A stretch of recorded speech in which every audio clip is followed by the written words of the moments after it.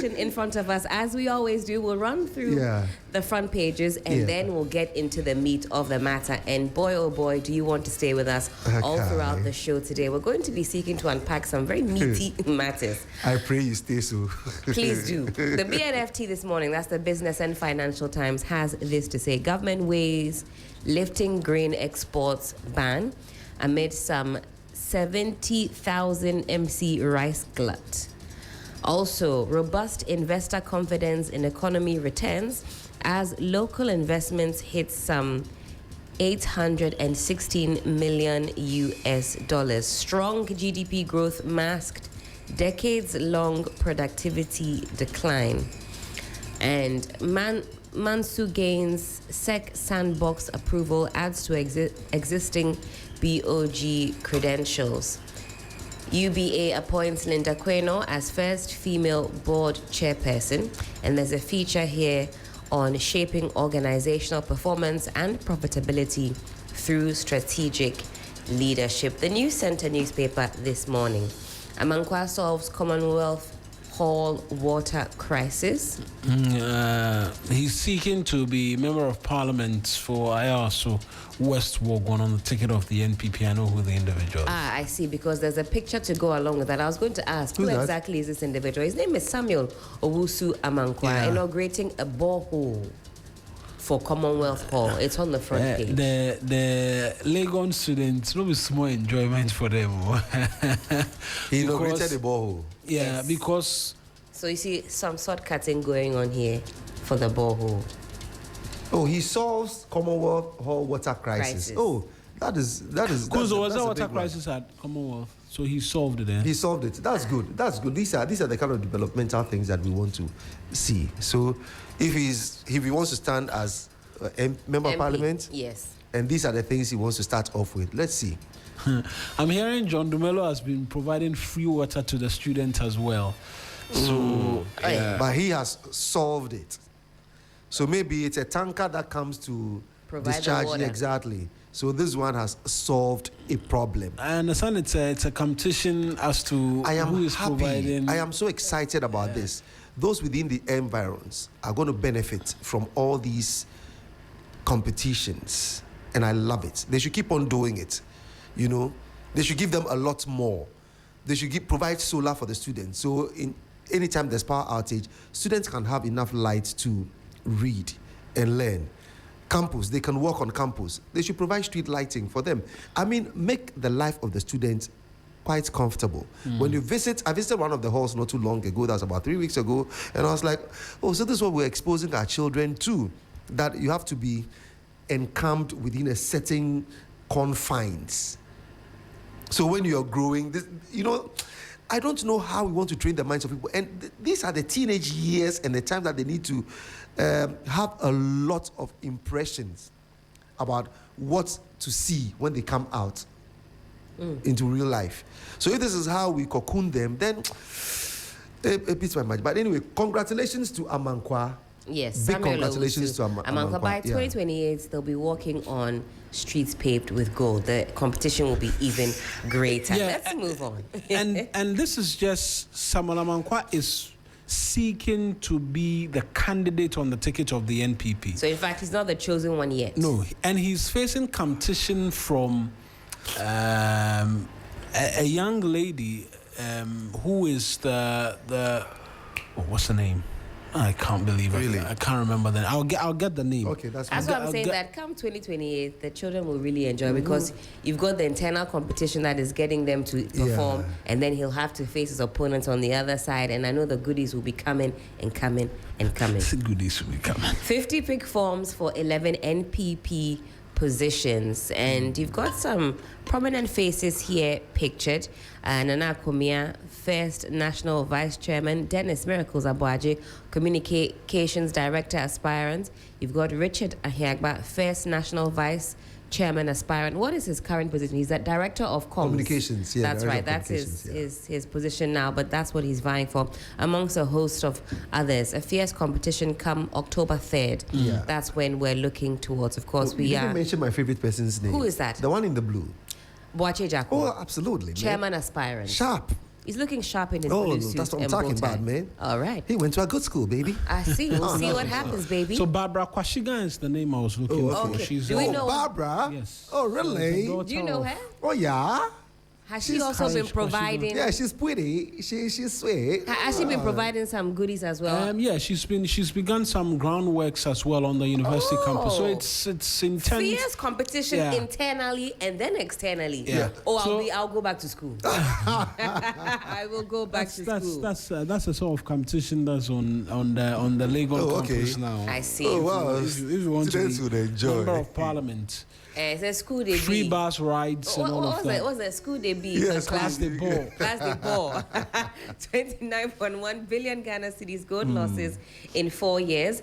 The role of Gold Board and Bank of Ghana explained. And I'm hoping that we are able to put this matter to rest all throughout the week last week. Yeah. We sought to do so, bringing you the analysis and breaking down the intel, breaking down all of the big English, because ultimately this concerns you and I. It's our money, how those monies are being spent, and if we're prudently going about operations in a way that mitigates and minimizes said losses. So you can also go back on YouTube and play some of these important conversations. Yeah. Dr. Sarkodie questions 2 billion Gold Board tax waiver. These are some of the questions that we had said that would have been more beneficial for the New Patriotic Party to stand on, because then it diluted the conversation. It sent the conversation into a whole different path, and today we go on one of those paths that this conversation has sent us Which to. I didn't want it to get on, to be very honest. But we're The Gold here. Board matter. Yeah. Oh, we shall.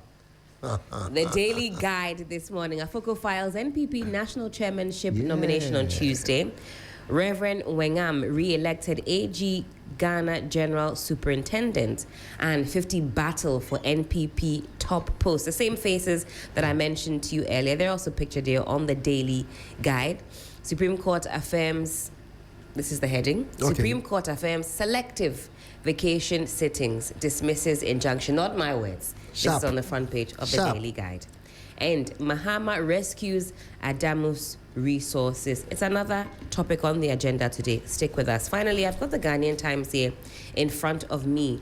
Nation attracts 2.62 billion FDI in 2025. Manufacturing leads investment drive.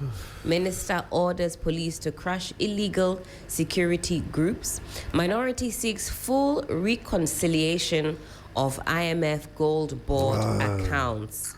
GMET warns of funding crisis over GCAA arrears. And Patrice, you have some reservations when it comes to how the weather is deciphered by Ghana. You know that over the years they've been owed some huge sums of money from government. They have some equipment that they use. And shout out to Felicity Ahafianyo, chief forecaster with the Ghana Met.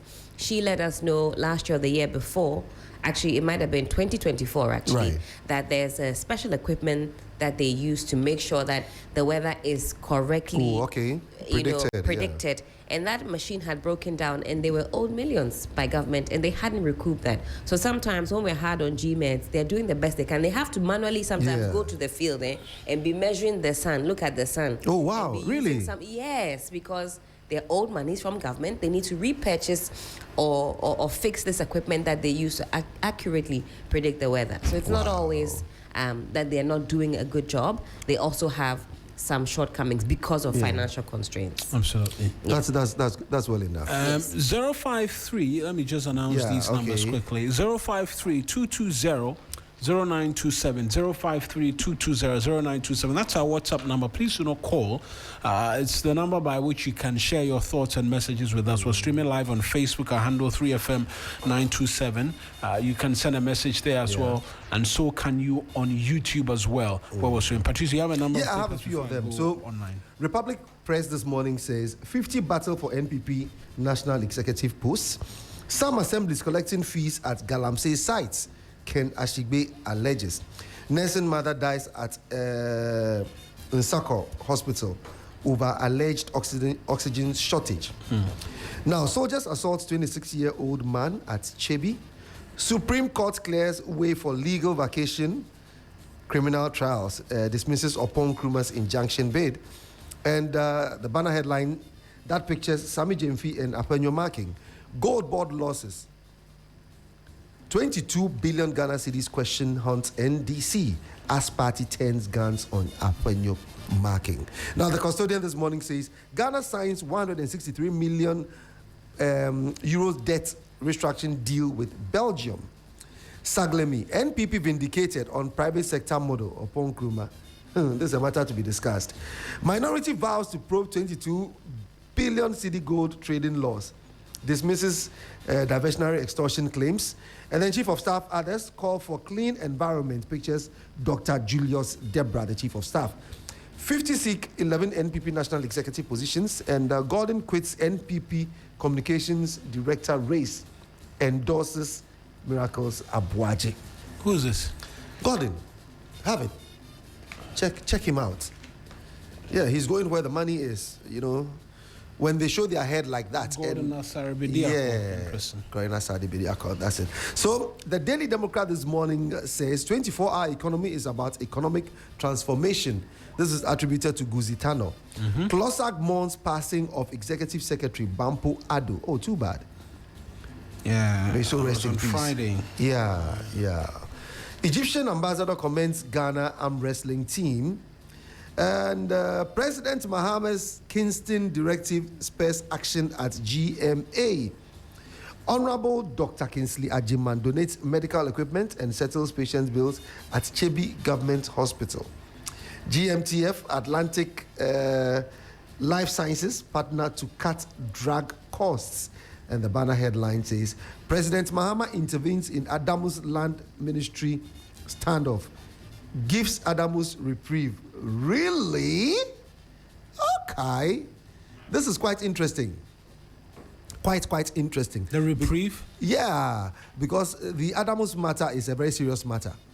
I just have decided not to wade into it because of one or two things. I thought I loved the way it was going until now that they've got a reprieve. So I will enter this matter.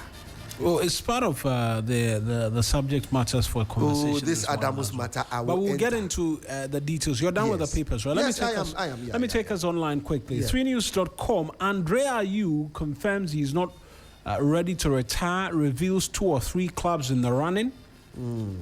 One diagnosis every 8 minutes. Macmillan reports record UK prostate cancer rates. Salary adjustment are automatic. GES clarifies process for promoted teachers and Bahari Dam spillage imminent.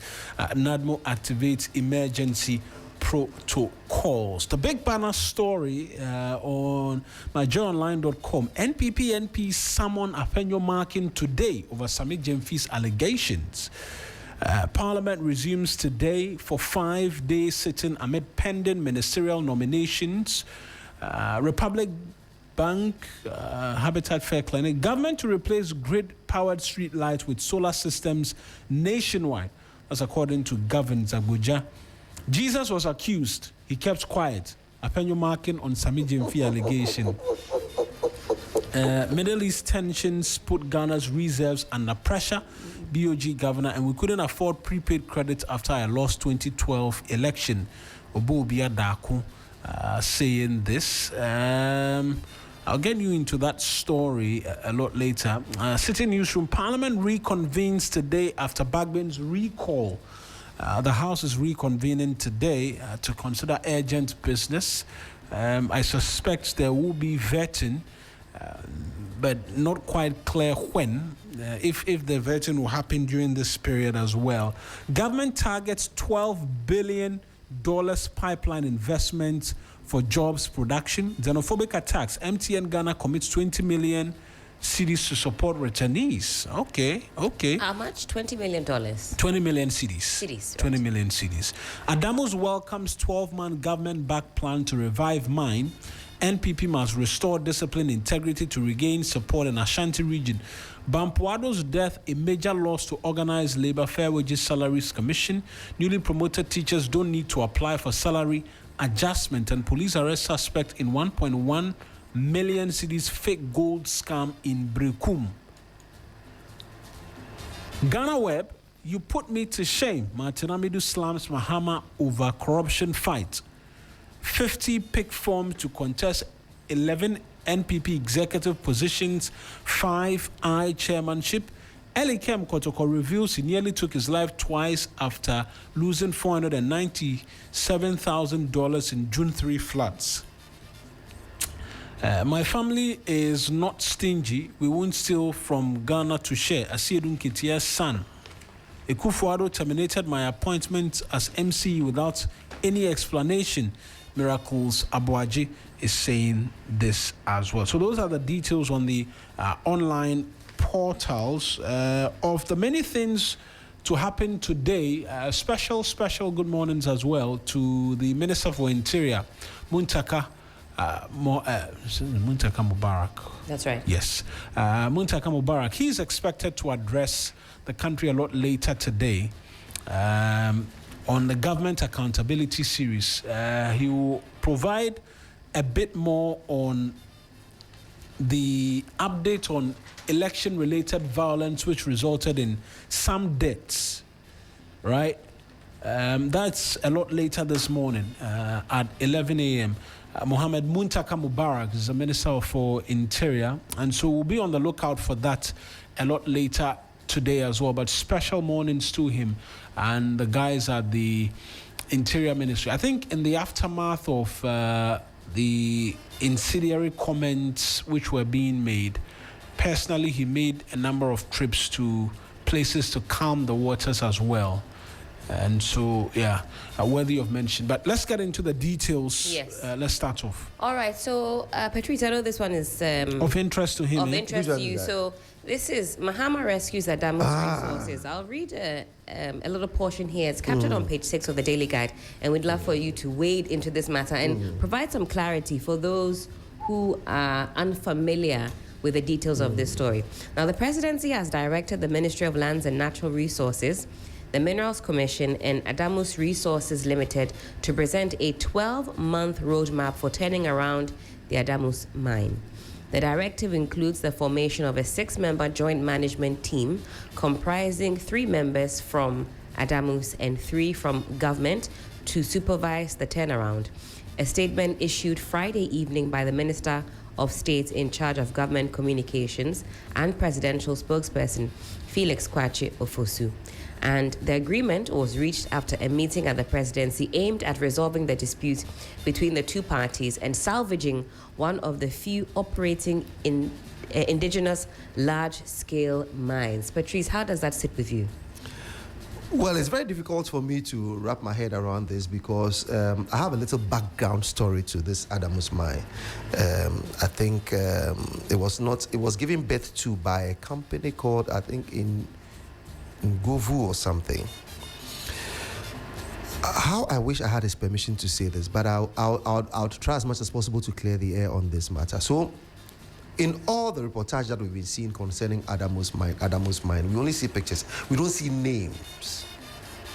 Who is the owner of Adamus mine? We don't see. Is that Angela List? Is that Angela List? I mean, she's the one. Great. So why have we eliminated Angela List's name from the thing? Who was Angela List married to? How did she come about mining? How did it all start? Who owns the company? So there's been a rift going on. Yes. Those are yes. How do I put it? Those are things that I'm sure, I mean, who she's married to.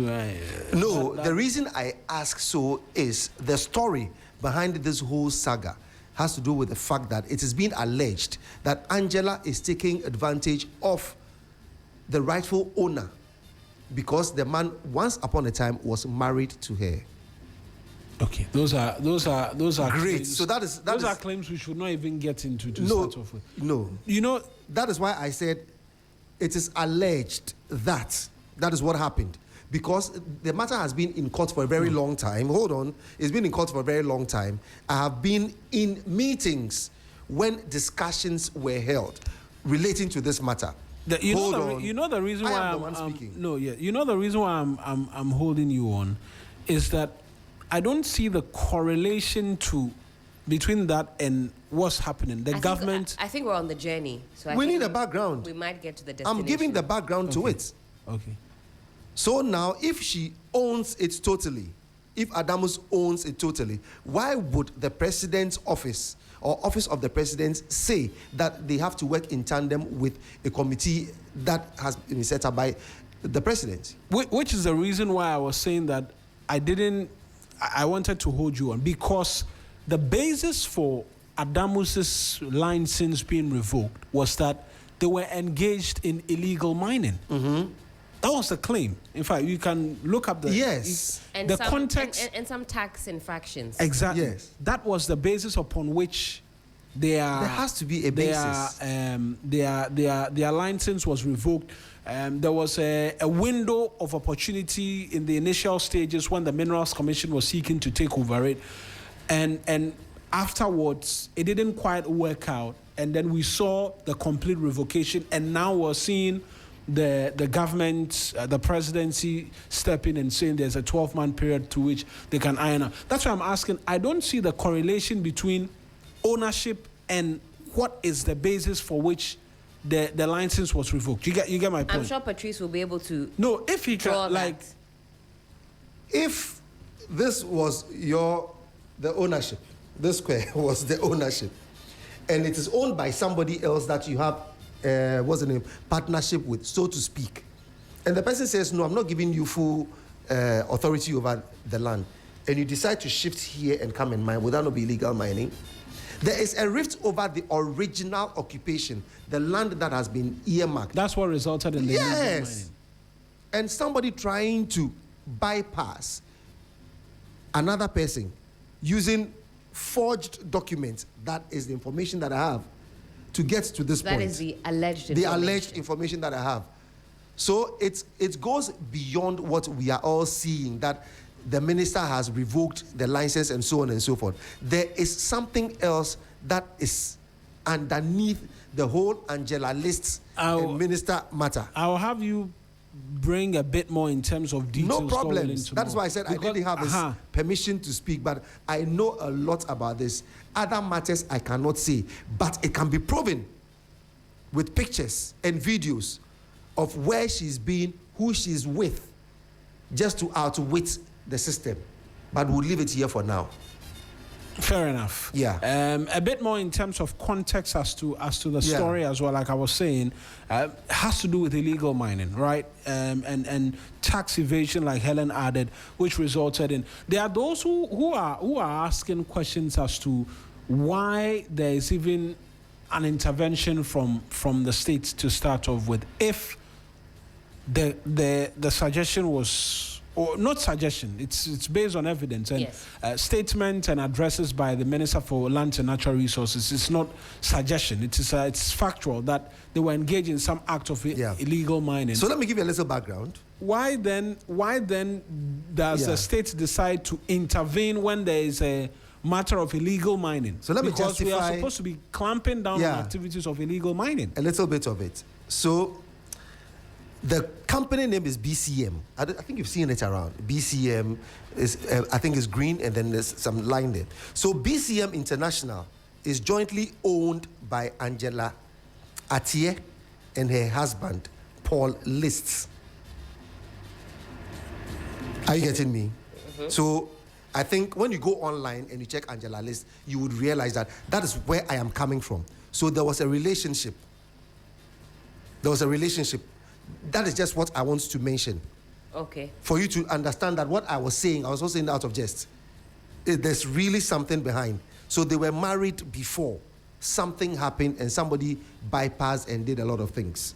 So that is where we'll have to get details to perhaps substantiate a bit more in terms of what is playing out. But there are other stories of interest, and I'm going to take us to myjoyonline.com because there's a suggestion that senior members of the NPP's caucus in Parliament are expected to meet the minority leader, Alexander Fenyo-Markin, this morning in relation to claims of extortion made against him by the CEO of Gold Board.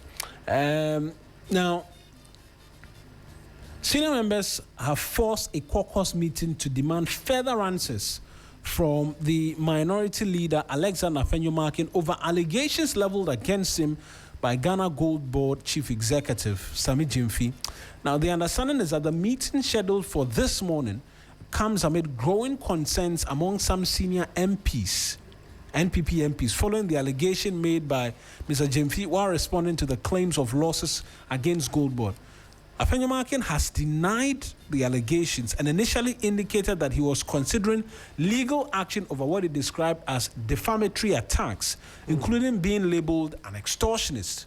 However, less than 24 hours after his initial threat, the Futu MP appeared to soften his position when asked whether he would indeed take Mr. Gyamfi to court over the comment.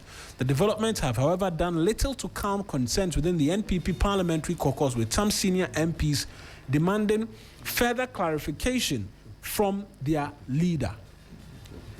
So, there is the latest we understand from Alexander Afenyo-Markin. Fred is going to put that on the screen in relation to that. But this is something I didn't expect to grow the limbs and branches it has grown from. It's a Friday. No, it was on Thursday, right?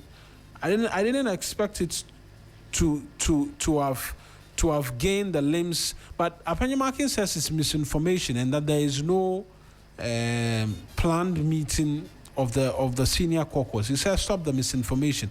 On the contrary, ahead of the reconvening of Parliament, I have summoned my colleagues for our caucus meeting, as routinely done ahead of every meeting of Parliament, to strategize and coordinate our parliamentary business. This is a regular practice of the caucus and should not be misrepresented as anything else, he says. It says it's misinformation, and so there's no special meeting. But even not to take into consideration the meeting, because now he says it's not the case, it's a surprise. I am particularly surprised that this has the allegations have been doubled down on, and we are where we are at this particular point in time. I didn't think there was a lot to it when Sammy Gyamfi mentioned. So he didn't call him extortionist, right? He just suggested at that news conference, using quite a number of adjectives, and extortion was a part of it. It was deliberate then. Now we are understanding. It was deliberate then, and it's followed through up until this morning, where even now there are suggestions that, look, there's a meeting, there's concern here, there's concern there, and all of that. Patrice. Well, for me, the point is that if Joy FM misinformed the public based on the publication they put out there, and Afenyo-Markin himself has come out to say that the meeting that we had, the caucus meeting that we had, was yet to happen. Yes, it's yet to happen. He said it was called by him. According to that's what he said. Ahead of reconvening of Parliament, I have summoned my colleagues for our caucus meeting. He did it. So I'm thinking that because they formed a caucus, people were presuming that, hey, they have called Afenyo into a meeting. But this is what he is saying as minority leader. And I'll not choose any other story over what he is saying. Unless, of course, anybody who was part of the caucus meeting will come out and say that, no, Afenyo is misleading us. We rather called him.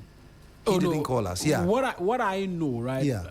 I'm not even wanting us to speak to the caucus meeting. It's a fact that there is a whole full-blown, there's a petition even by Solomon Owusu and Andrew Appiah. Well, that is a different matter.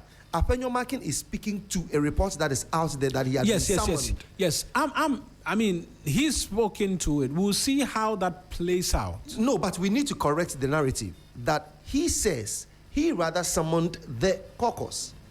So let us put it on record that according to Afenyo-Markin, he, the minority leader, summoned the caucus. Did Joy FM explain further how they got this supposed intel that the meeting was supposed to be? Because now understanding. Okay. And that's where maybe they got some tip off that they haven't disclosed in their story. Afenyo says that that's not the case. He has rather called the meeting today.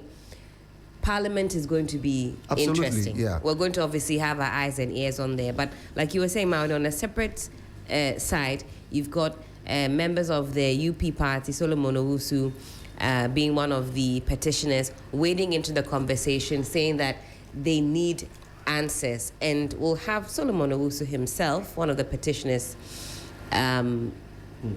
joining us on the show, on the program, and we're going to ask him the pertinent questions. Why should this even be of interest to you and I? It's something we'll be seeking to break down today.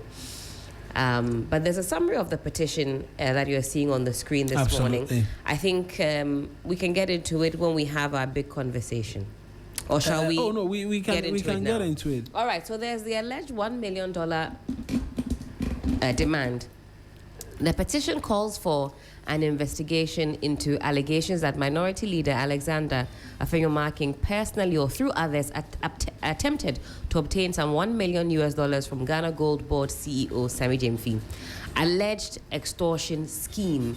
The petition links the alleged demand to claims of reputational attacks, adverse publicity, political pressure, or threatened official parliamentary action allegedly in exchange for payment or an agreement to stop such conduct. Now, the role of the alleged intermediaries. The petition also cites allegations by NEIP CEO Eric J about an alleged team using right to information requests to obtain information from public institutions, after which persons connected to the team allegedly acted as negotiators. Investigators are being asked to identify and question any intermediaries. Now, evidence is central.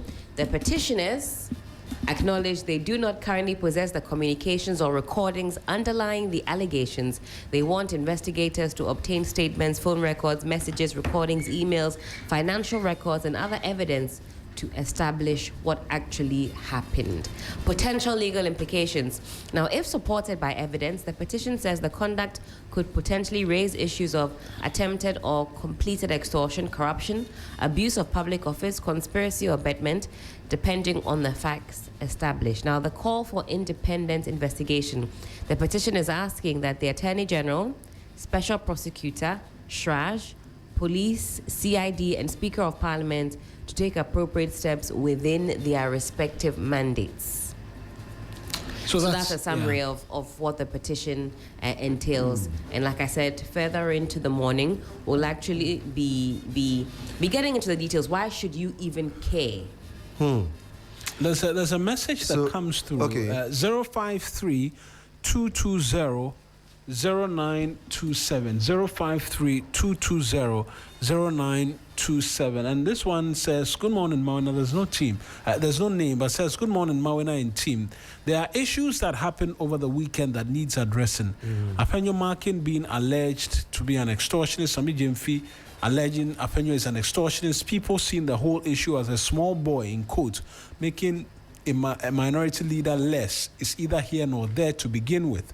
Sammy Gyamfi is a big man and a CEO who manages a whole institution, so we should stop seeing him as a small boy, Sammy Gyamfi. Let's focus on the allegations he makes and deal with it. Finally, both parties must be invited by Iyoko, CID, and OSP, because he who alleges must certainly prove their claims. Kwame Fire in Sampa Valley. You can as well share your thoughts with us, 053 220 0927. I'll check out Facebook as well pretty quickly, but you were on the floor before Patrice, you were getting on the floor before. Yeah, so the point is that the reason this is of immense interest has to do with one of the three arms of government. So that is Parliament. And Parliament is quite a sensitive instrument in the growth and development pattern of a nation, because all laws invariably emanate from Parliament. That's right. And these are people that we have reposed a lot of authority into, such that if a person represents me in Parliament, is representing a constituency of a people of varied backgrounds. Those who believe in the person, those who don't believe in the person, and those who are adamant. The reason this thing is a very crucial thing is that a lot of things go through Parliament. A lot of laws come out of Parliament. A lot of issues are taken through Parliament. A lot of matters are read on the floor by parliamentarians. A lot of private people give access to these parliamentarians in terms of information and things happening, such that it is presented to the Speaker, discussed on the floor of Parliament, and then whatever is done to it comes in as a part of the final issue. So, if it is being alleged that no less a person than the minority leader is seen to be extorting money from an agency, that is Gold Board, then what it means is that it shakes the integrity of the personality, number one, number two, the minority, and three, the entire Parliament. So it means, therefore, by extension, that anybody who has issues with Parliament, or anybody who has issues that should go to Parliament, can influence one way or the other anybody through whom the matter is supposed to go. The reason it is of immense significance that we discuss this matter. But there are those who are of the opinion that, look, this is to distract from the main conversation. The main conversation which we should be asking is why the 22 billion cedis lost. It's 21.89 billion cedis, but it's been running out to 22 and billion. what could have been done to mitigate it? How do we perfect the model so that moving forward we have less waste, or a better loss, if you will? In fact, there's another angle which says that Professor Idusa Akodia was saying that, look, we are looking at 22. There was some 2 billion more, I don't know whether it's dollars or cedis, which we lost because we incentivize the sector and we are not taxing them, which should change. I mean, those are the conversations we should be having in the aftermath of the respective press conferences. But suddenly we are having a conversation about extortion and that is key, what have you. Because one of the engines of structuring a country or a state is the use of Parliament, because that is where we are talking about democracy and the rule of law, and we are talking about no less an institution than Parliament. When you check the hierarchy, they come number 3, don't they? And they are very key. Parliament is number 2. Number 2, Mum. Good. Thank you for giving me the answer. Number 2. So Nanyan, it's executive, legislature. Let them go to judicial. Let them go. So number 2, fine. But my point is very simple. We need to deal with this matter. In finance, in economics, in accounting, there are certain losses that are deliberately made. You can make those losses. You know you're going to make those losses, but then you brave it, you do it, just so you are able to hive off a certain worse situation. So, per the arguments that are coming out, let's say, for example, the Bank of Ghana wants to buy some foreign currency. We know that considering the rates, if we should purchase it, we would lose a certain amount. That's right. We would go ahead and do it. Now, did you know that when Ghana is printing money or requesting for money to be printed for the country, do you know we lose a lot out of it? That's right. You're only getting the paper, but you'd have lost a lot more. So the reason it is incumbent on people never to allow money to be printed, because you pay far more. Coming back to the matter, it is very essential. Like I said last week, Gold Board is one of the key agencies that we need to focus on to ensure that every good thing that has been put in there would materialize for the Ghanaian to benefit. Based on the information that I have available, the numbers from both minority and majority indicates that we are on the right track. But if there are losses, the contention is it was not a loss attributable to Gold Board, but to the Bank of Ghana. The problem Sami Jemfi had with this whole issue is that it was being directed at him. And upon listening to other matters on social media, including one that Kevin Taylor put out there, sought to say that Sami, what's the name? Apenyo Markin went for money from Sami. Sami turned him down. He went to Bank of Ghana. It was not given to him. Then some third party nominated to give him that money. So he goes, shuts his people down according to what he, Apenyo Marking, those are the claims. Those are the claims, exactly. So those are the claims.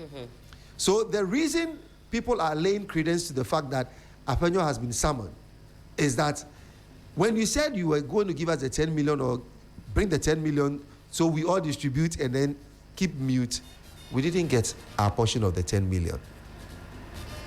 Is that a matter of concern? For me, no. For me, no. Mine is, if minority is saying that there has been losses and it's been proven to you that the loss is not coming from Gold Board, all these claims and allegations and matters going around points to the fact that, so does it by implication mean that because the businessman gave money in the name of Bank of Ghana, the minority decided not to mention Bank of Ghana in the matter, but rather late at the doorstep. I don't want us to even that is what I'm saying. No. It's within the public domain. Because it's within the public domain. Yeah, I mean, not everything in the public domain should be a You and I know better that I wouldn't come here and flimsily talk about matters like this. I'm just saying that some of the things. I am saying it detracts from what is the main conversation. I mean, but these are serious allegations. You understand? Yes. No, but we can also brush it to the side because there's another subject matter in question. Because now this has been thrust into the spotlight, and it ought to be discussed. There's no two ways about it. No, I do not disagree about the need for a discussion and all of that, but in fact, the suggestion beyond that discussion, investigations as per what the petition is saying, and to add on to what Patrice says, why should it concern you and I? Because this has to do with Parliament. What are the broader implications? I think far too often some of these issues come up and we let it slide. Years ago, we heard about an alleged businessman who had gone into Parliament seeking to bribe members of Parliament. Yeah. Till this day, we haven't got a name. It was former NP for Asante Achim North. Who was the council for? The name has just slipped my mind. To me. Till this day, he hasn't mentioned who that individual is, and it's been business as usual. And we carry on as a people. And these things pile up and it becomes, is it political talk? Is it? No. At some point, we either have to nip this in the bud. Sharp. Or then just don't mention it. Because once you bring that in the domain, we as a people, we need to deal with it. We deserve to know. Apenyo Marking is so experienced and so well read. And he's the leader of the minority. Not too long ago, he was leader of majority. What I want you to understand is, if he has read the documents that were given to him, he would have known that the losses were not borne by Gold Board.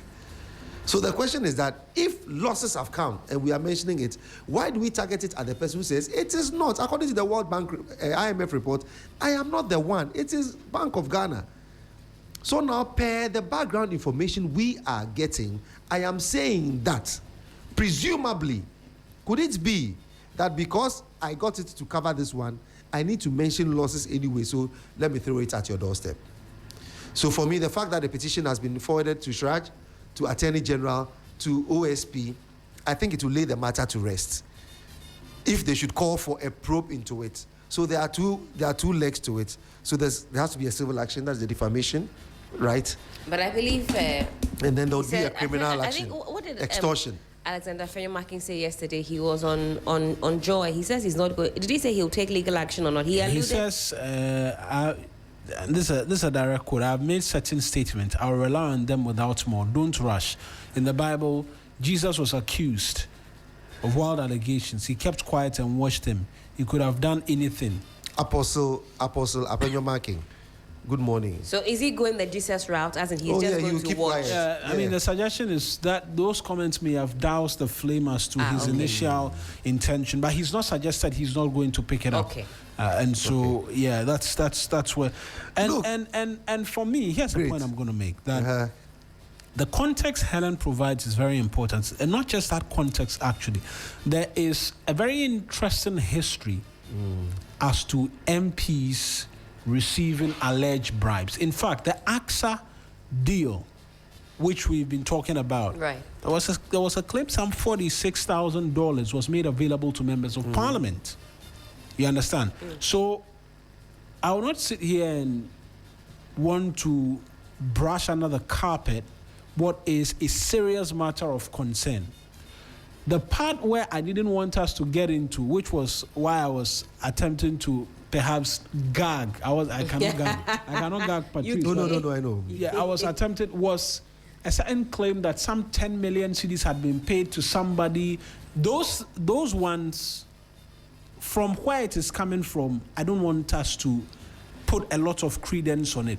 I want us to focus on what the germane issues are, that the CEO of Gold Board has pointed an accusing finger at the minority leader and said that he's an extortionist, allegedly. Those are his words. And has actually dared him to sue him. And I mean, I'm not one to back that, because if you are claiming somebody is put the evidence out and let's go. The politics where we will do, he's doing it. If you like them, yeah, I'll put this in out. That's not what happens. A story in part is truth apart. You we should understand that. No, so I'm just making a point. Those others, because for me, I am trying to make a collective reasoning out of the situations. Without that other, the other, you don't want the other one. Without the additions as to whether someone made some payments and like the someone allegation has that was it a businessman gave Apenyomakin 10 million without it even coming through. Yes. This is a serious enough allegation. Absolutely, it's a serious matter. And so that's why I said it's a serious matter. For things and for things which you cannot point to. We've all heard the CEO of Gold Board speak to these claims, and so you can lay reference to it. But I want us to switch lanes because we stayed on this subject matter for really? For quite some. Okay. Anyways, for me, I still stand by my point. Oh no. Let's I'm Board. No. For the investigations, it has to be. No. Mine is what I'm saying is outside this. I'm saying, let Gold Board work. Let Ghana win.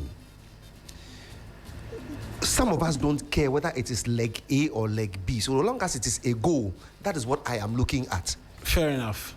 The Bakre Dam, what some of us like to call Bagre Dam, is expected to be spilled in the coming days. It's been a recurring theme. If you've been a journalist for some time, every year we're having the same story told, person's life affected.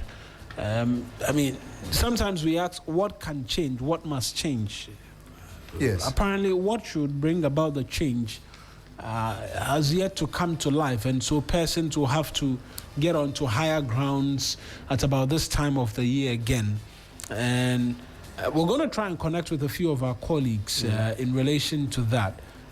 As to what the situation is and whether the dam has been spilled and what NADMO and the regional northeast region and some other places, what's been happening Should there. It be happening every now and then? Every year, actually. So the people who are living along the dam, should we allow them to keep staying there, or we can relocate them? Because when it happens this way, what happens is your taxes and mine would go to support these people. That's right. Because NADMO is going to go in there. No, nobody lives along the dam. They have farms along because that's right. Yeah, exactly. So I mean, should it be occurring? What is NADMO going to do now? It's also the person. It's a seasonal. They don't want to relocate. It's a seasonal. Yeah. So if somebody doesn't want to relocate, what do you have to do? Should we keep spending our monies on illegalities? If it's a farm, so it's a risk you are taking. You are taking a risk, exactly. So why should I bear the brunt for the risk that you are voluntarily taking?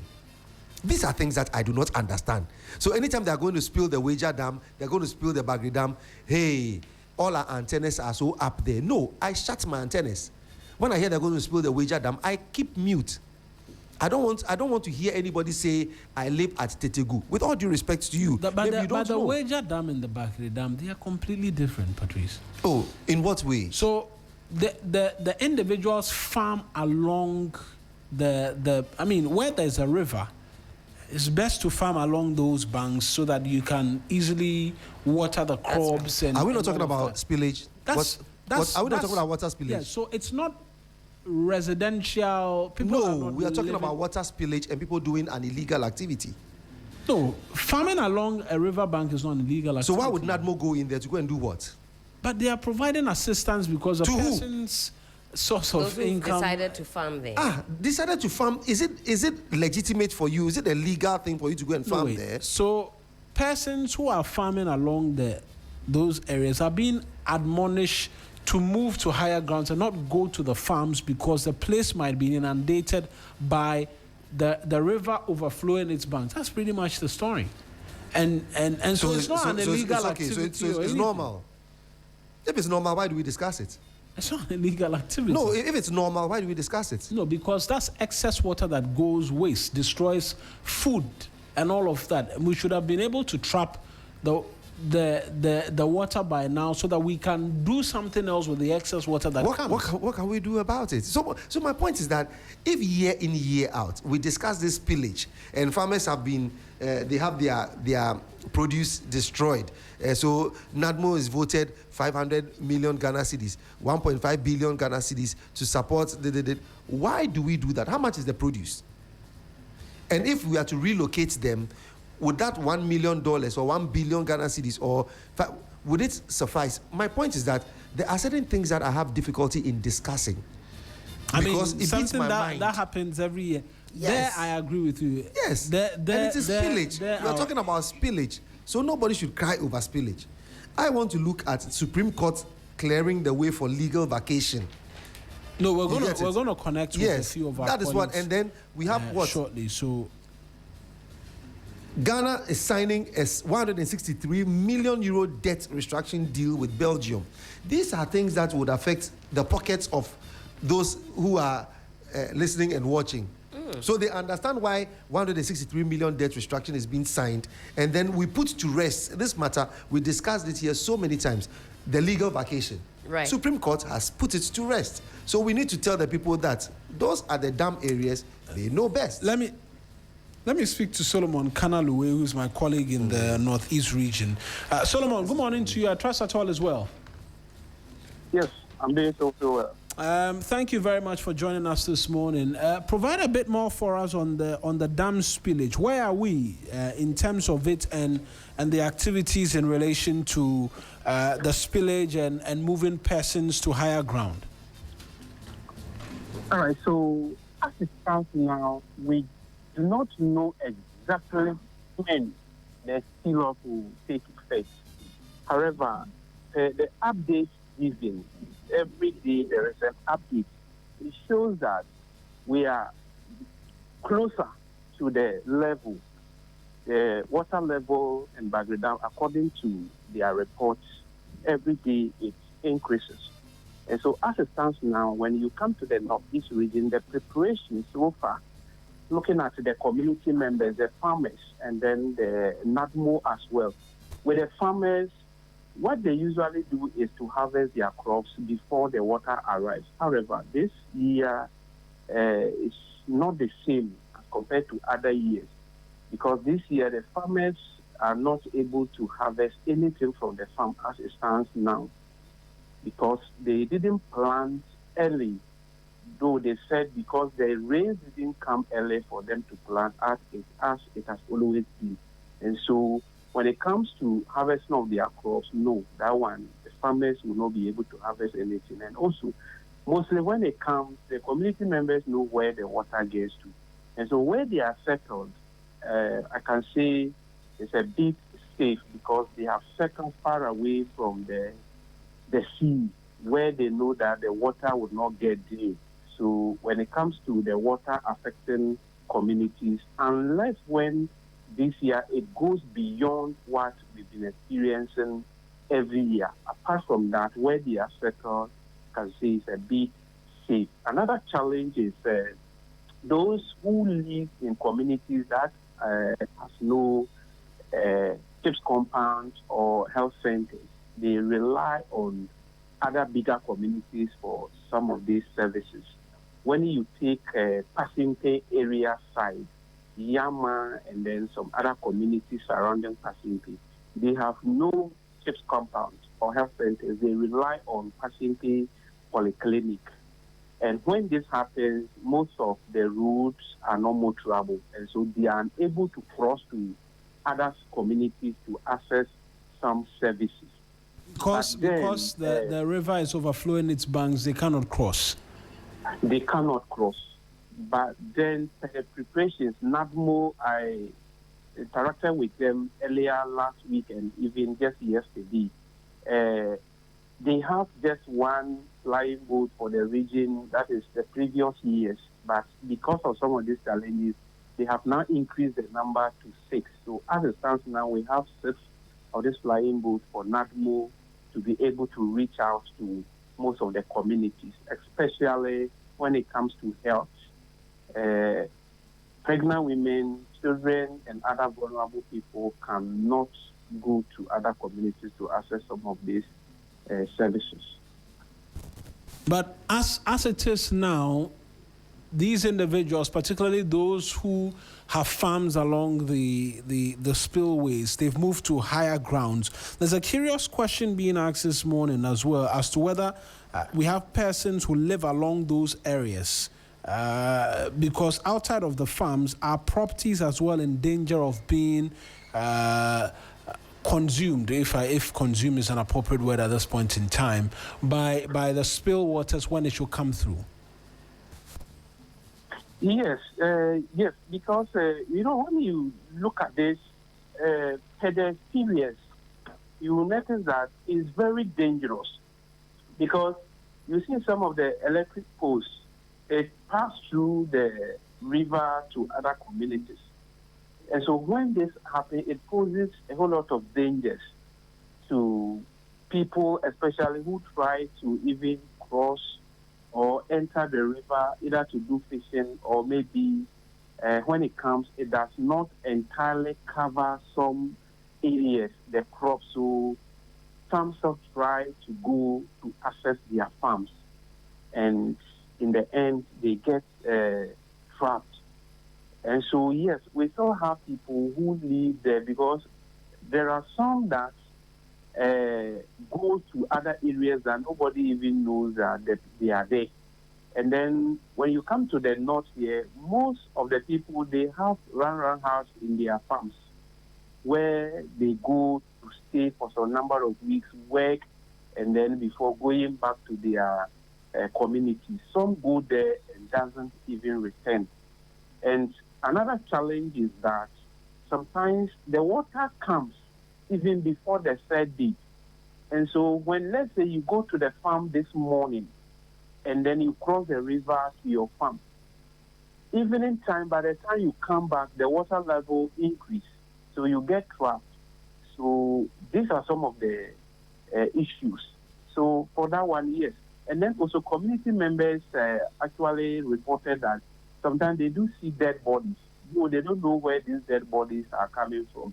But they suspect that maybe it is from other communities or people who traveled and some fishermen. But they actually confirm that they do see dead bodies flowing through this water when it comes. Right. Solomon, thank you. Let me speak to the regional minister as well, just quickly, because I just see that Bill Eshen has strolled into the studio this morning as well. Will do sports for us in Itad. Ibrahim Tia is the Northeast Regional Minister. Is joining us via the phone lines as well. Honorable, appreciate you for joining us this morning. And so we've been hearing my colleague Solomon Kana Lewis speak to, first off, potential challenges that could rear its head for persons living in the region. On your part, how prepared are you for the spillage when it should come to ensure that lives in particular are safeguarded, and this year we possibly don't come around to hearing news of someone dying as a result of the excess water? Good morning and thank you to your wide coverage of viewers and listeners. With regards to the spillage of the Bagri Dam, we are more than prepared because we've got enough time to prepare towards the sensitization of our people to move to safer grounds. One, we've gotten the military regiment getting attached to NADMO, and we are working with all our stakeholders who live closer to the White Volta stretch. So we've gotten them sensitized. And let me clarify this. Communities which always live closer to the White Volta are these migrant fishermen. And for them, they even study the patterns of the water levels, and they almost move to higher grounds because their buildings are not complete structures, so they can easily migrate. The second one is, we've been with this spillage several years, and we've experienced the pattern at which it always comes. So all our farmers and the communities along, unless it's exceptional, whereby the water will flow up to a point that certain communities may have to move. And that is always a rare case. But however, we are getting prepared for any eventuality that may come as a result of the spillage. Let me add, there are a number of chips compounds dotted across the zone. Janga, for instance, is another community that is closer to the White Volta, and there's even a polyclinic there. When you come to a place like Wungu, which is closer to Yama, Bulbia, Mishu, there are chips compounds around that belt too. And then when you come to Kasinke, there is another facility, or a health center, which is in Kasinke, which is also just close to the White Volta. So in terms of that, I think accessing health facilities within it will not be a challenge, unless it goes beyond a certain level that we were not imagining.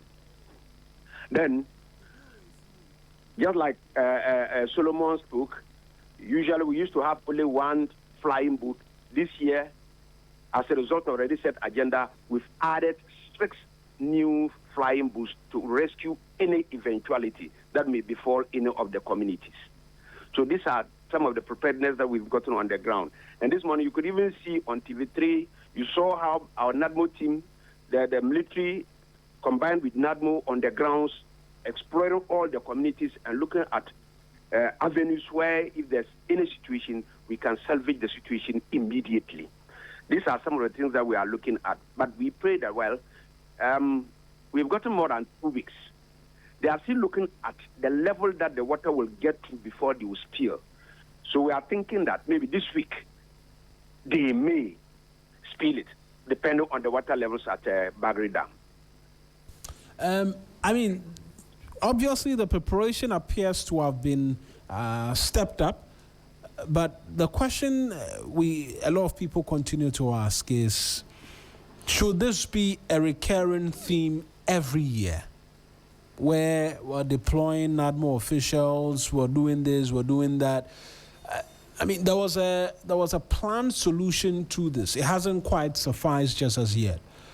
What alternatives are we looking at so that we are not returning to the same old story, same old courses of action every year when Burkina Faso wants to spill excess water from their dam? Thank you. You know, it all boils down to finances. One of the mechanisms that we were all looking at as Ghanaians was the Palgo multipurpose dam, which would have also contained the water so that there will not be this excess water flowing away. But here is the case. An amount of money was given. Monies were taken. And you get to the project site, nothing is there feasible for anybody to see. So I think as a government, we are discussing to see how we can exploit whichever avenue to get monies so that we can escalate the execution of the Palgo multipurpose dam, which could solve so many problems for the northern sector. That is the only way that we can go around it. But you know, it comes with a huge quantum of resources required for the execution of this all-important multipurpose dam. So we need a stakeholder discussion on it, because I think investigations are already ongoing onto how that money was given and how that money was spent, and nothing outside. So until all of that is done, we'll have to be coming back to the same old every now and then. Indeed, for now, there's nothing that we can do. Just we only need to sensitize our people and protect life and property for now, until we get a makeable solution to this all year round problem that has been recurring. All right then, Honourable, thank you very much for speaking to us this morning. Thank you. That's the Northeast Regional Minister as well speaking to us this morning. I'm just going to come back in studio. Quick thoughts. Bill is here already.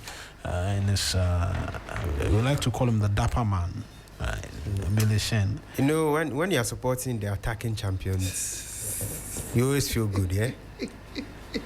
Yeah, we are supporting the attacking, not defending. No, we are not defending. We are attacking. Really? Oh yeah, that's what my manager said. How many goals did you get over the weekend? Oh, we scored 3. 3? Oh, yeah. Impressive. Oh, What's your team? Oh, Arsenal. Arsenal. Oh, obviously, EPL. You're an Arsenal fan as well. Me? EPL No. come back. Oh, you came back on Friday. Is there no? Yes, and Arsenal, Is there no for me? as champions had to, start and set the tone. Oh. Well, let's see what this season there were some brings. teams that said it was just Coventry, but they couldn't defeat Tiger Looking Hall on the Saturday. Mohammed, what's your team? We're playing today. Oh yeah. Oh, I'm waiting for his team to play. Don't worry. Okay. And who's Chelsea playing today? We're going to. We're still in London. We're playing Fulham, so it's. Oh, okay. The derby. Yeah, it's a local derby. Yeah. It's a local derby. Yeah, I can't wait. I don't know why Bill is overly excited. How did Chelsea finish last season? Number 10. No. Number 10. Oh, 10. Number 10. Number 10. Yeah, so I'm very thought they keen. were 16 I'm very, or very something. keen to see what they can do. They were 10th This last season, it's all about Crystal Palace. Watch this face. Hey. Gigi. She's a Palace yeah, fan. she's a Palace. Yeah, true. Who supports Crystal Palace? I'm even shocked. I mean, Helen who is, in this Helen- world supports Crystal I'm Palace? even shocked. Only They her. won a trophy last season. Madrid did not. What trophy? They won a European trophy last We season. did. In fact, Oh, actually, they did. Yeah, they did. Yes. They did. They won the Conference League. The conference we league last did. season. Yeah. And there's a big mirror when you go to a stadium to celebrate it. Glasgow, eh? Oh, but it's nice. I mean, when I stopped saw the Premier League trophy Philly a few weeks ago, Yeah, I was just extra motivated. Oh, really? Oh How do you think yeah. Arsenal Bill is reminding us taking that it he's this gone season? to the Emirates to go and see the trophy. Hey, he has to let us know. But I mean, this year is not Arsenal's season or year. It just started? Don't worry. Helen, It just started. Helen, why? No, I was gunning for them to win the trophy last season. Seriously, because Arteta had toiled. Yeah, he had toiled. And Arsenal had. They had done a lot of work. And they play Always get shoving They goalkeepers. haram the pain. goalkeepers. They haram the pain score pass. But I'm telling you, No, this I season. didn't even have a problem with defending. It's the dark arts they employed, and then when it's it part mattered of football, most, is it not? Yeah. those same fouls were being called for them when they had not been called against them all season. The dark arts really? are important, isn't it? Anyways. Because they will shove I was goalkeepers Yeah. left, right, and center, and then when their goalkeeper is shoved, suddenly the world wants to. It depends on how the pretend shoving as though- comes, you know. It depends on how it comes. But for me, I was gunning for them, and I was excited they won. Oh, no, I'm not. So congratulations to us. But I said it here that you were As going to whether win they the can league. defend it or not, that is another matter for discussion. We are not defending champions. We are attacking. You are champions. attacking champions. Okay, let's see. It is well. Yeah. Billy Shen Over will to do you. sports for us, after which we'll return with the big conversations for you here on the 3FM Sunrise.